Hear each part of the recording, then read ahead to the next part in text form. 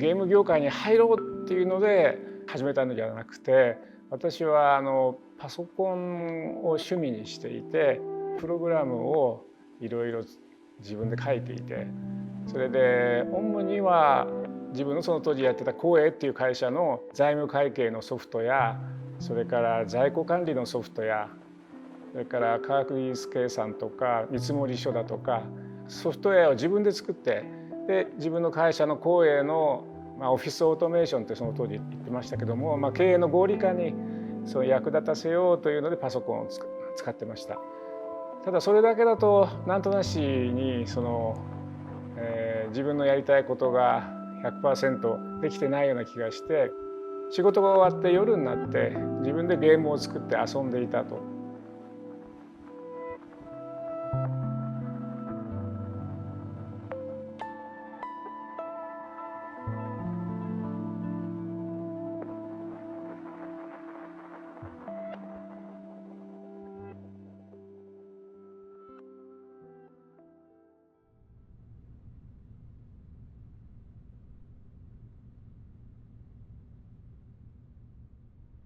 自分が楽しむために作っていたゲームソフトなんですけども、それがとっても面白くて、それでひょっとしたら自分と同じぐらいの年代で日本の歴史で遊んでみたい、そういうことをやってみたい人がひょっとしたらいるんじゃないかなと思って、それで試しにその当時のパソコン誌のマイコンという雑誌があったんですけど、それの半ページに白黒の広告を出して、それがその大反響でものすごく売れて、そして、次のタイトル遊びたいとか、とっても面白かったよとか、徹夜しちゃったよとか、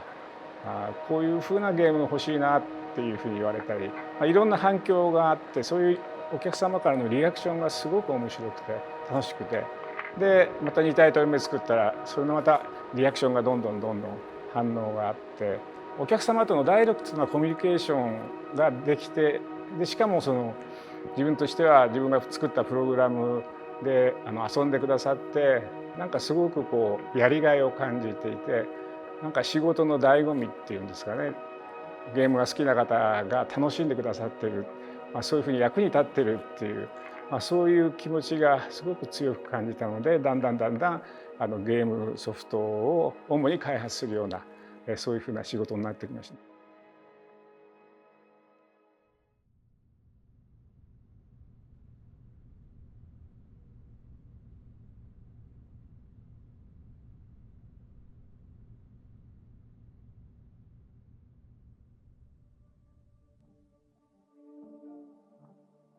信長の野望を開発したのは1983年なんですね。で先ほどの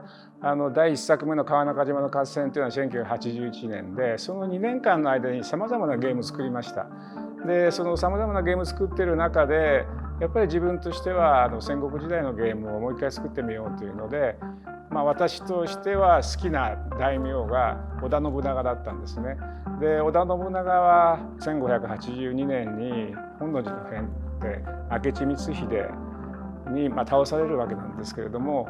志半ばで織田信長はそこで歴史から消えてしまっていて、きっと無念だったろうな。もし織田信長が明智光秀に倒されることなくその後活躍していったら、どういう戦国時代になっていったんだろうと、そういう歴史のイフですね、イフを楽しめるようなゲームをすると、きっともっとゲームファンの方々は楽しんでくださるんじゃないかなっていう、そういう気持ちがあって、で実は私もそういうゲームを自分で作って遊んでみたいなというふうに思ってましたんで、信長の野望を作ったっていうのが、それが1983年です。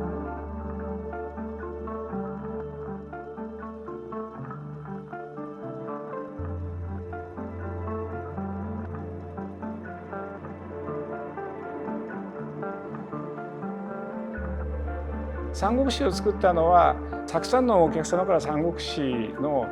ゲームで遊んでみたいっていう、そういうご要望があったということと、それからもうその当時は確か30人ぐらいも会社規模になってましたから、ゲーム開発するチームの人たちから三国志のゲーム作ってみたいと、そういう要望が上がってきましたし、私もその三国志吉川英治っていう日本の小説家が三国志の小説を書いてまして、それが非常に有名で私も何回も読んでましたんで、劉備や曹操や孫権が活躍するそう三国志のゲームで遊んだら面白いなっていうふうに自分でも容易に想像できましたから、で三国志を作ったって、それが1985年です。ですから代表的なゲームっていうのは、自分の中で非常に記念すべきゲームだなと思っているのは、81年に初めて自分が作った川中島の合戦っていうゲームと、83年の信長の野望と、それから85年の三国志、この3タイトルが私としては非常に頭の中に非常に大きく強く残っています。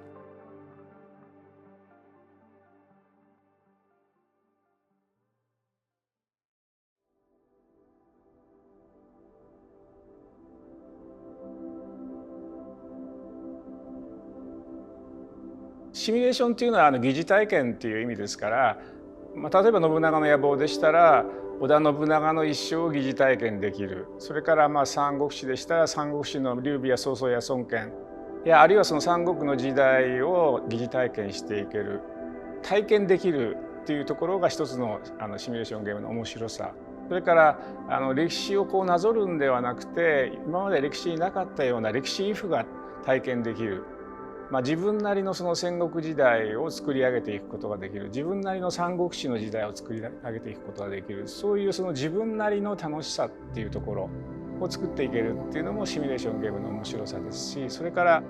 もともとそのシミュレーションゲームってボードゲームでありまして、そこでその戦術級のシミュレーションゲームとか戦略級のシミュレーションゲームとか、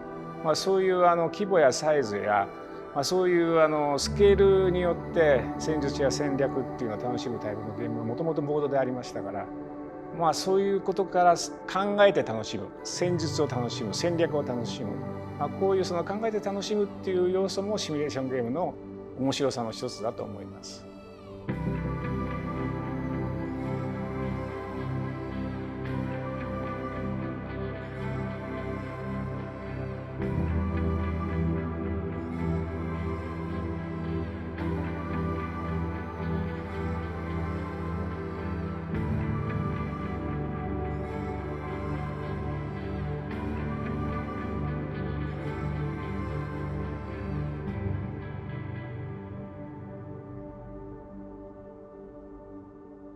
経営者としてはですね、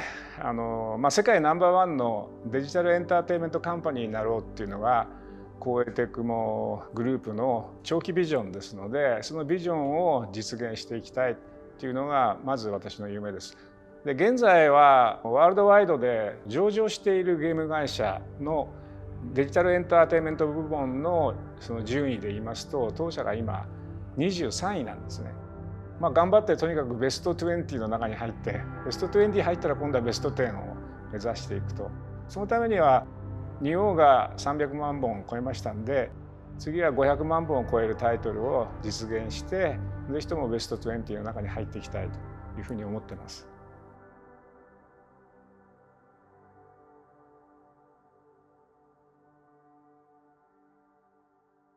40年前の自分に向かってアドバイスするとしたら、早く英語を勉強して英語版のタイトルを早くアメリカで